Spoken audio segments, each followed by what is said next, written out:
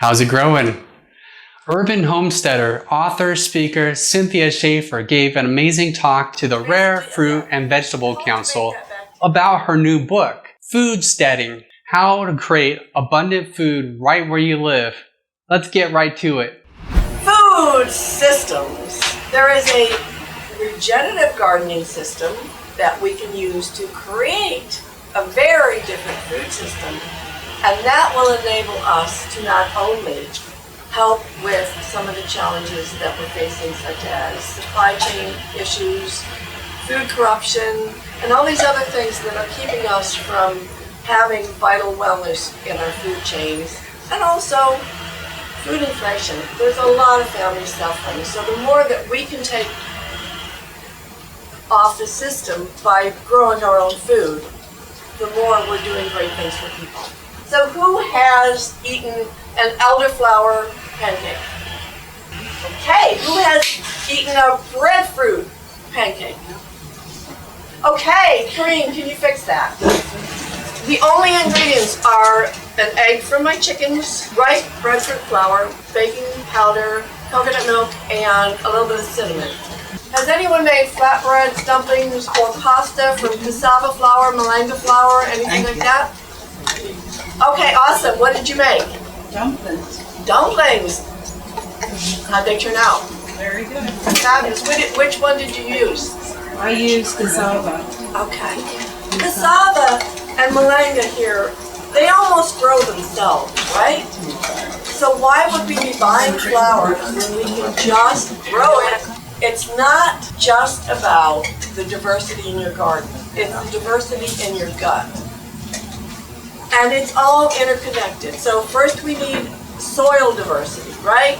Soil diversity gives us diversity of nutrients in our food, which then gives us diversity in our guts. If you don't have a healthy gut biome, you're really going to be struggling to stay healthy. I'm kind of anti-superfood. And the reason I'm anti-superfood is because it gives people the impression, just like pharmaceuticals give the impression, that there's one thing that you can do that will change everything. And that's not how the body works. These are superfoods. And it's no good to sit down and spend 3 days eating one of these foods on its own.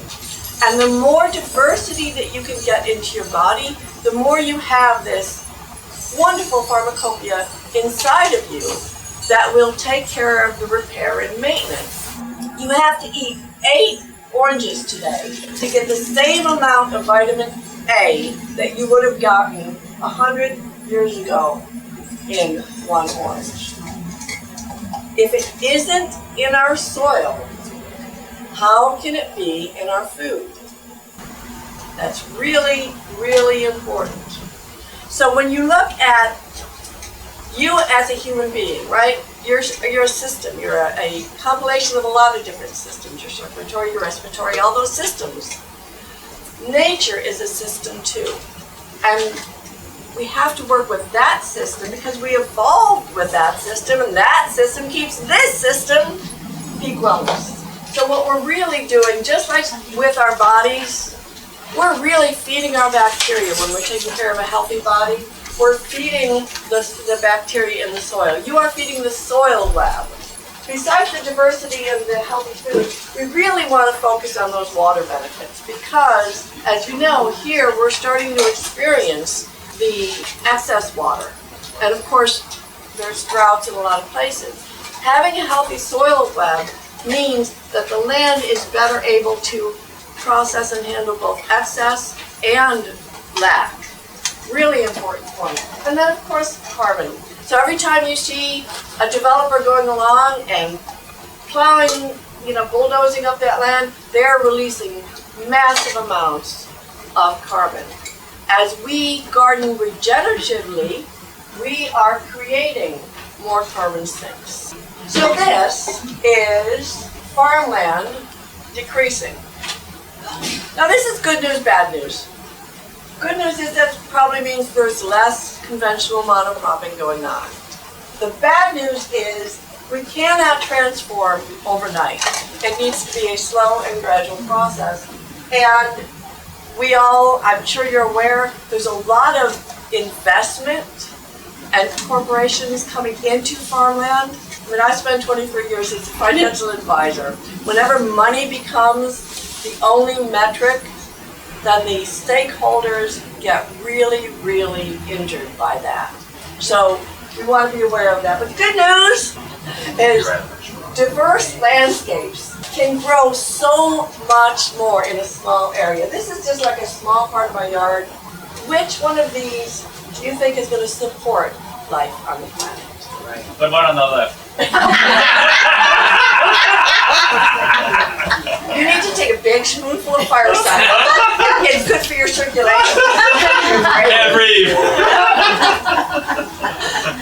Regenerative farming is spreading across the land. And I got this from regenerativefarminginternational.org or regenerativeinternational.org. So these practices of focusing on the regeneration of the earth are spreading, and it's really fabulous. Because if we all just took 10 or 20% of that mess and turned it into a regenerative garden, and if you don't want to grow food, put in a butterfly garden, even an ornamental garden done regeneratively is going to provide so much good for the landscape. My basic philosophy is, what would the forest do?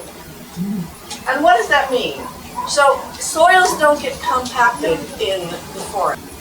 And when soils do get compacted, either from foot traffic or a lot of rainfall, all I do is I take a pitchfork, right, and I stick it in the ground, and then I wiggle it, and then I move it forward 2 inches, and I do it again, and I wiggle it, and you just walk around doing that. It's very zen and very rewarding. Healthy soil web, that means that you are feeding that bacteria. Cultivate that bacteria. Plants solve their own problems. How many of you want your best friend or your child to marry somebody who had everything given to them their entire life and never had to work for it? Anybody? No. The plant responds to its environment, and the way a plant responds, they can't really I'm done, walk away. They have to solve the problem right where they are. So when you let a plant, obviously when we put in seedlings, we gotta baby them a little bit.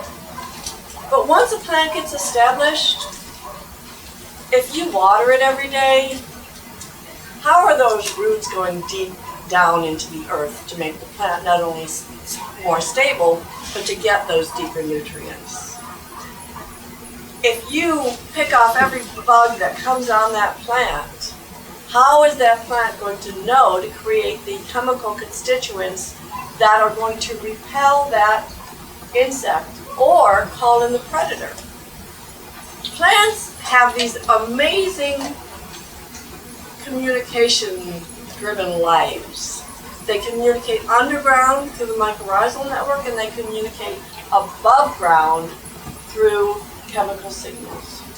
So let your plants solve their own problems. Be prepared to lose a plant or two in the service of the greater good. And constant change. So your garden is always changing. And what I see a lot of people doing, and I understand, you have this beautiful tomato plant, you love it. You love it so much, and oh my God, the tomatoes are so good.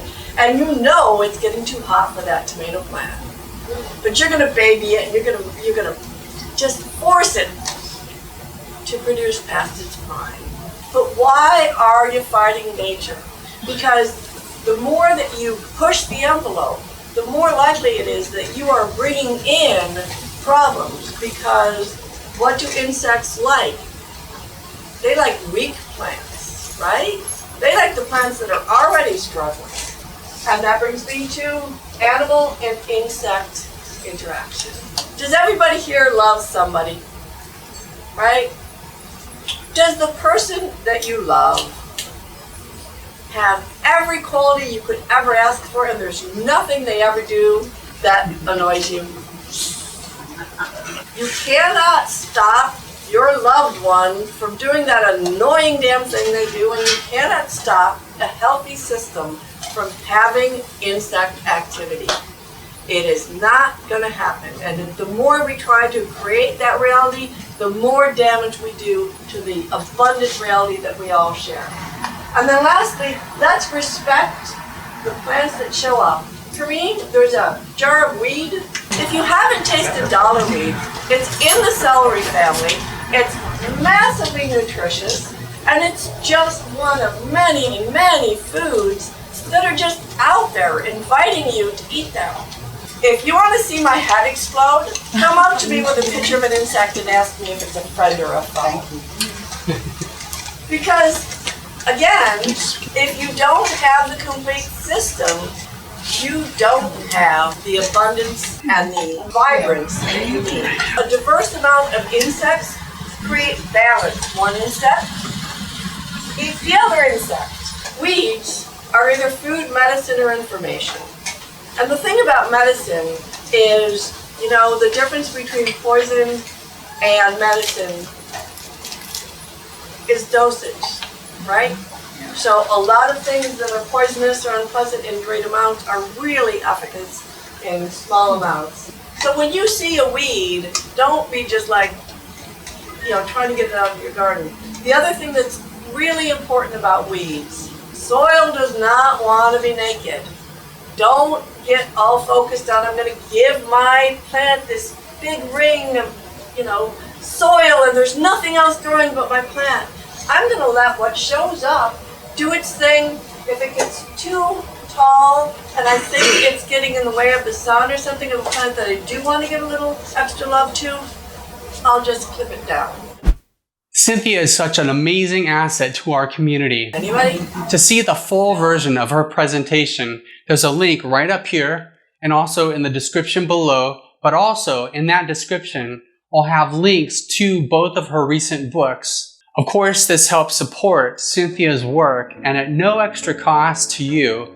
Since these are affiliate links, your purchase helps support the mission of this channel so that I can continue making videos like this.